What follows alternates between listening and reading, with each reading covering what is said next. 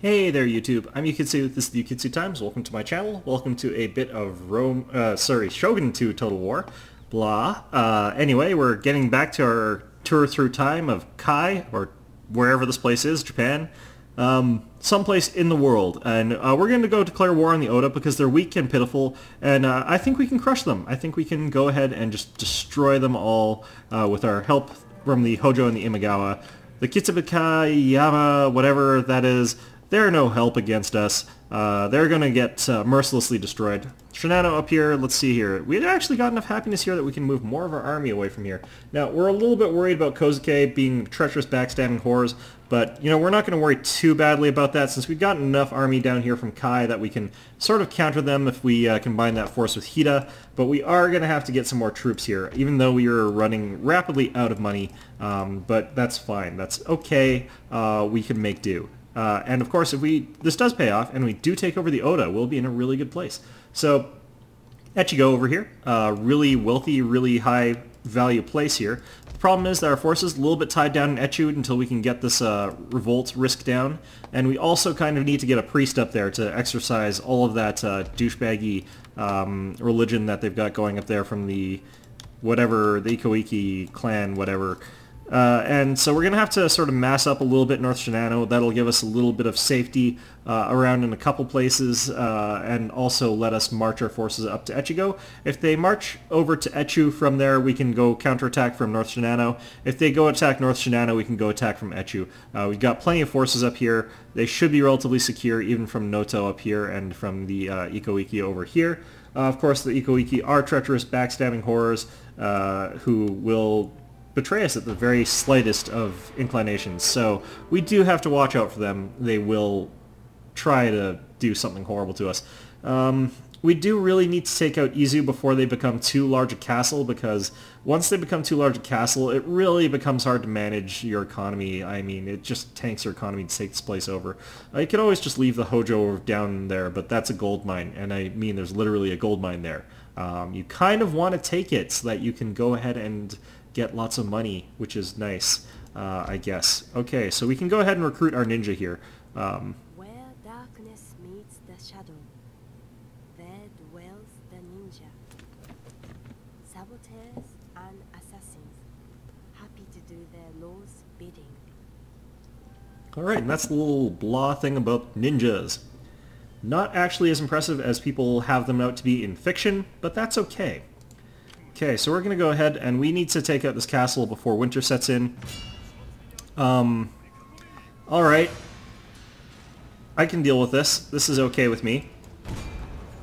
And once again, this is going to be an incredibly boring battle where I just sit outside his base, pegging him with archers, and there's not a thing he can do about it. So, yeah, I will get back to you in a minute. Okay, and we're back, so we've captured that province. The Oda still have their army stationed nearby, so there is that opportunity for them to try and retake the city. They have got fairly large numbers of troops, and in particular, they've got quite a lot of these Yari samurai who are quite excellent, actually. So we might have a very difficult time holding South Shinano, but hopefully our defenses will hold. The fact that we've got castle walls will help out quite a bit. But that'll definitely be a rough battle for us indeed. We could try to rush down some troops, but it's going to be awfully difficult. I don't think we've got the range for it. We might be able to get this guy down there, but he's not going to be able to do anything to this rebel army here. So we're going to have to let them clash against our walls here at South Shinano, and hopefully keep it. If we do, the quarry here and the stonemason are excellent buildings. They're really, really good. So they'll help us build up an economic supercenter in South Shinano. Maybe not necessarily that much, but it's a really good economic province for now in particular. We could also start sending our forces over to Echigo, but what we're going to want to do right now instead, just to be a little bit more secure about our advance towards them, is to build up our forces and get our spy that we just recruited, send it over there to see what they've got, and if we scout out that their defenses are weak, we can send a detachment to go wipe them out pretty easily. The Oda, since they don't exist, we can't negotiate with them. The rebels are going to fight to the last, by which I mean they're going to throw themselves against South Shinano, and hopefully attack, because I don't want to have to go relieve that force. Although on the plus side, they'll be doing it through at least one winter, so who knows, that might be good for us in the end.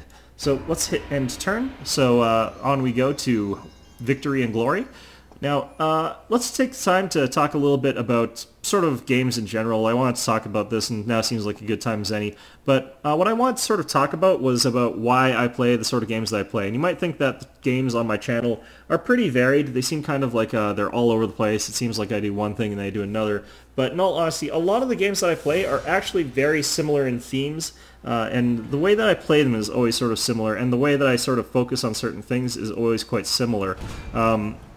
Basically, I really like this sort of genre of game where I can start off by taking a very small amount of resources, take very little, take only what I can basically carry on my back, and then grow into something that completely dominates the sort of map, the area around them. It doesn't really matter what scale that is for me. The ability to do that, just take something that starts off as almost a blank canvas filled with nasty things that don't like you or protrusions that are in your way, and build around them or through them or whatever, to create sort of that impression of a big empire that that's under my control. That is sort of the game that I really like playing. So a game like Total War is really right up my alley, but Don't Starve is really like that too, especially the way I particularly like to play it. So what I end up doing these sorts of games is very similar between one and the other, and I think that sort of is what helps keep these sort of games interesting to me, is that I don't particularly feel like I'm playing these games for necessarily their intended purpose.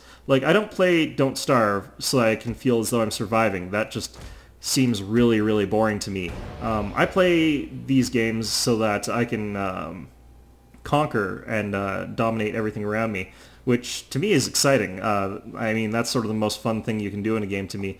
And I think that everyone out there can sort of do this. And not everyone does, I don't think, but everyone can do it this way. And I think that's a really sort of fun way to approach games and to look at games and to view them. So, for example, when I was a kid, my favorite games were the RTS games, and what are they called? I really liked RTS games, and the name of the other genre of game that I liked eludes me right now. JRPGs is what people call them. And there was this sort of period after, like, I think it was sort of like when Final Fantasy X came out, that JRPGs just weren't being made, and they weren't of the same sort of quality that they used to be made. And strategy games sort of after Warcraft 3 just weren't being made for the longest of times. And I don't think that there's any particular reason other than sort of like fads come and go, but those sort of games were like the hallmark of what I played. They were sort of the games that I most enjoyed playing. And when they sort of went away, I had to sort of either play older games, which I did quite a lot of actually, or I had to sort of think about different ways to approach games so that I still had good games that I could play that I wanted to play. And that's sort of what I ended up doing. I ended up figuring out that certain genres of games had a lot of the elements that I wanted from a game.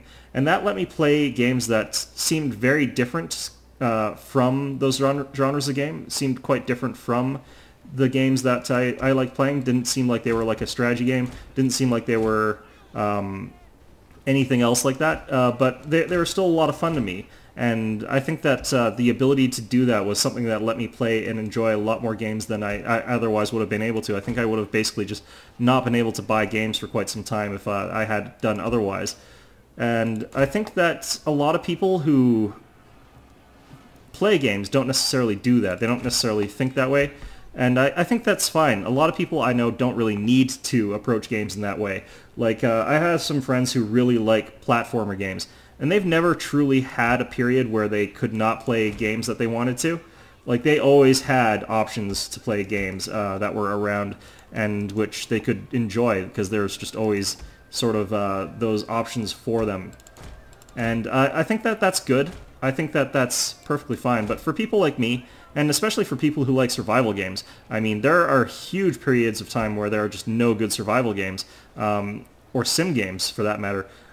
You can learn to enjoy other games pretty well, and they have a lot of similarities in the genres. And that makes it so that you can play a huge, broad variety of games that you might not have thought possible when you were sort of playing games, you were sort of picking games and deciding what you wanted to play. And I think that's really sort of a really neat way to approach games, but more importantly, it lets you play games. Lets you approach games and lets you sort of play games when normally like markets are limited for certain things. People just aren't making certain genres of games or categories of games, and it lets you sort of stick your head into markets that you wouldn't necessarily be part of.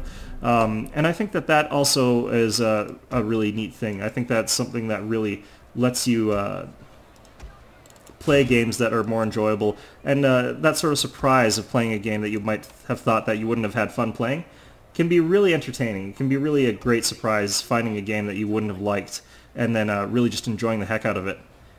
For me, for example, I didn't really have much in mind when I started playing survival games, but I found that element in them that was common to RTS games and strategy games, and I really came to like them, and it was really awesome.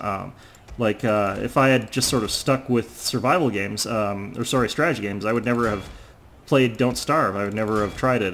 But there were just so many elements to it that were just really awesome that I'm glad I found and I'm glad I picked up. And because I've found that and because I've picked that up, I've started looking at other genres of games that I wouldn't necessarily have looked at to see if there are the sort of elements that I enjoy in those games as well. And a lot of genres do have those sort of elements that I like. Like the reason I like JRPGs, it wasn't because of the actual JRPG gameplay mechanics. Like even back when I was enjoying them, that I obviously knew that was not why I played those games.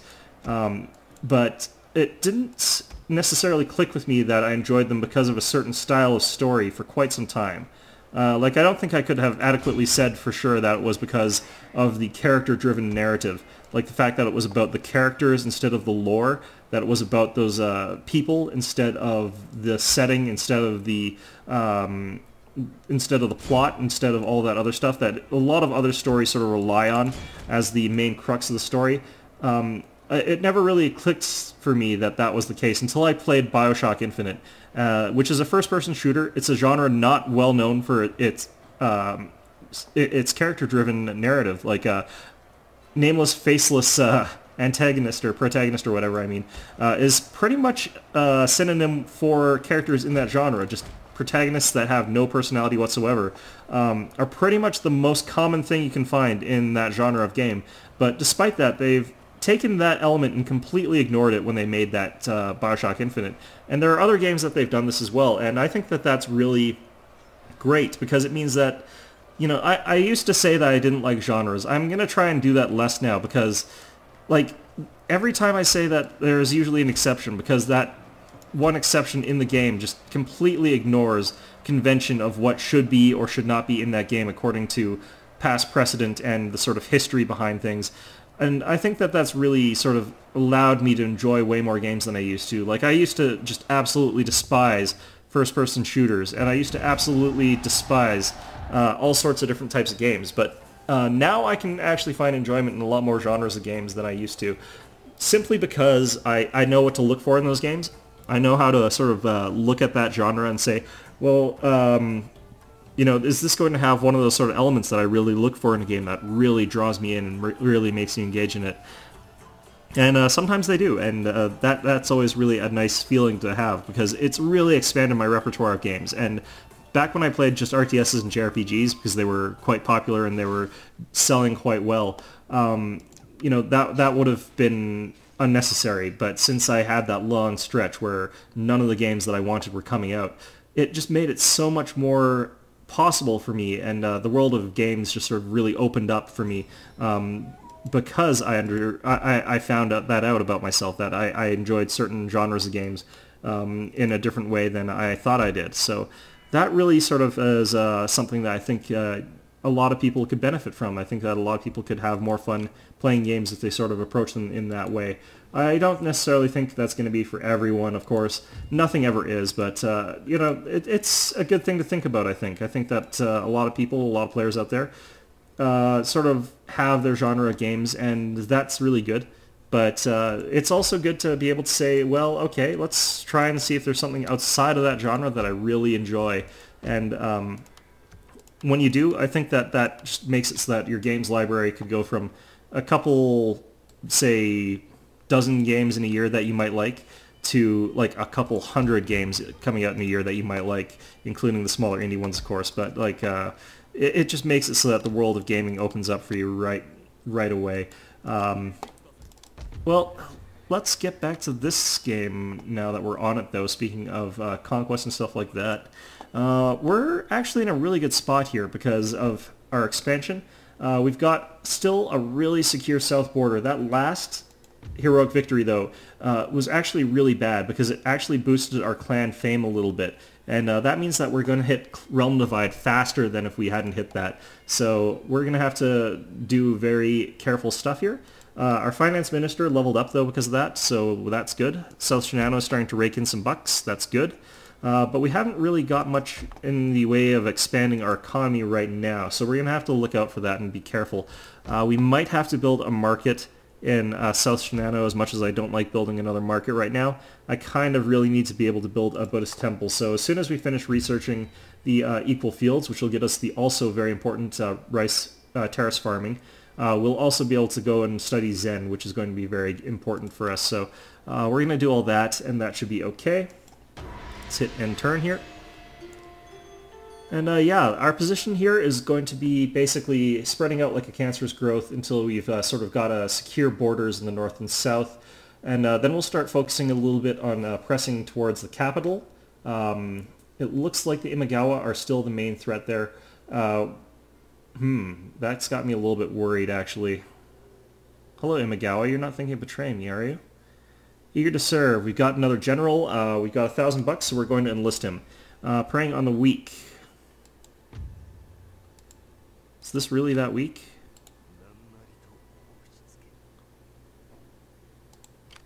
Okay, well, that is actually a really interesting opportunity for us. We could try to assassinate their general. It costs 150. That's not too expensive. But the problem is that I think we only just barely have enough money to market South Shinano. I'm not even sure if we have enough to market South Shinano, actually. Yeah, we do, just barely. So, yeah, we'll do that, and we won't have enough money to assassinate that guy, that means. So we can try to march our armies, but he'll probably be able to evade us. So let's march our forces up there, though, anyway. But hopefully he'll try to... well, what he'll probably do is withdraw into Echigo, and then we'll get a second chance to assassinate him. So, yeah, things are looking okay for us here. How are things going with everybody? We're still good allies with these guys, so things should be okay for us. These guys have indefinite access to our land still. And do these guys have indefinite? Yes, they do, so can't sell anybody that. We're going to sell Iko Iki military access just because it helps secure peace for us temporarily. I think we can get 2,000 out of them. Alright, let's try 1,500. I wish there was just something that automatically slid this to the right amount because I could find it out anyway, but let's just make the proposal. Okay, that actually helps out a lot. So now what we can do is actually go ahead and we can sabotage this army and potentially get a level. Sabotage failed, that's fine though. Because our ninja still gets a tiny bit of experience. It's not great, and he's 40 years old already, somehow. But that's going to be fine. Echigo, let's see here. This place will give us the Buddhist temple, and that will solve that problem that I was mentioning earlier, so we won't have to research Zen Buddhism. So let's go ahead and turn. We want to pool up some money so that we can start building farms right away. And yeah, we'll be able to start really expanding on our economy just a little bit more as soon as we've done that. The problem I'm going to have is I still am going to have a hard time expanding south into the Hojo territories just because of how many allies I've got to the south. So I'm going to have to find some alternative way down there. Alternatively, I could just ignore that for now and then have a fleet later on sail down south. Now, these guys actually have a really big army that I was not expecting them to have.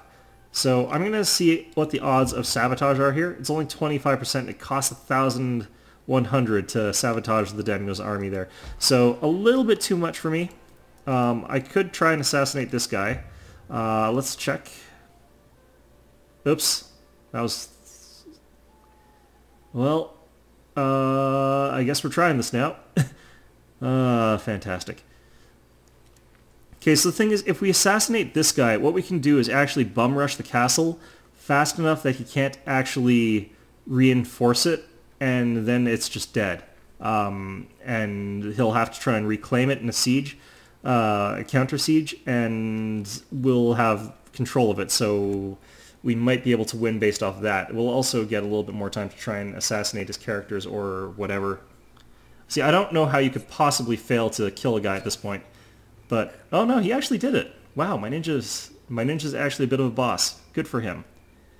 Check for the pulse. Check for the pulse, ninja. Check for... Son of a bitch. Enemy wounded because you didn't check for a pulse. Perfect. Okay, so he's going to be real up close to a level. I don't believe I can take this from these guys. They just have too much army there. So I'm going to retreat my forces back to the respective garrisons, and we're going to have to really sort of turtle up a little bit and try and regain an advantage in terms of our forces. What's probably going to happen is, if I look at the diplomacy screen here, the Imagawa are actually also at war with the Jinbo, and that'd be these guys up here. So what's going to happen probably is the Imagawa are going to go up there and engage that army. And at that point in time, I will join in the battle and help them take out the Echigo forces. It's not necessarily worth me trying to commit my forces as well to that fight. It's probably best for me to just let the Imagawa take that land for themselves, and then I could go in and take maybe another province over here, Fukushima. That's really far away though, so it's probably not going to happen. And it's really too far north. It's away from all the action, and I want to be advancing towards the capital rather than to there. So yeah, we're in a spot where we're actually probably going to consolidate. Now, again, I don't really want to build a rice exchange. It's not really that profitable. It just won't really help my economy in the long run, so let's not worry about that just yet. Let's check our research tab one more turn until the rice fields are done anyway, and they cost a lot to build. Like, if we look here, 1,638 for a terrace farm. We're only going to be able to build, I think, 2, and let's check where we're going to build them. Average soil. I don't even know if we've got any good soil, so it might not be worth it necessarily. Hida, Barren. Yeah, that's sort of the problem with the places that I'm at. Looks like I've got nowhere with great soil, but average soil is still quite a bit of a improvement in profits. Actually, 1,833 here. Right, it's discounted in South Shinano because of the quarry. But yeah, it's still actually not too terrible of an increase in profits, and it provides more food. So we'll have to see how things go there. I really, really want to take over some place with good soil. I think Echigo might have high quality soil, but I can't really check here apparently. Interesting. Well, let's see how things go here. Maybe we'll get invaded by the Jinbo, and just in case of that, it might be a good idea for us to invest in a little bit of more army. But for now, I think this has been pretty good expansion. We took over South Shinano.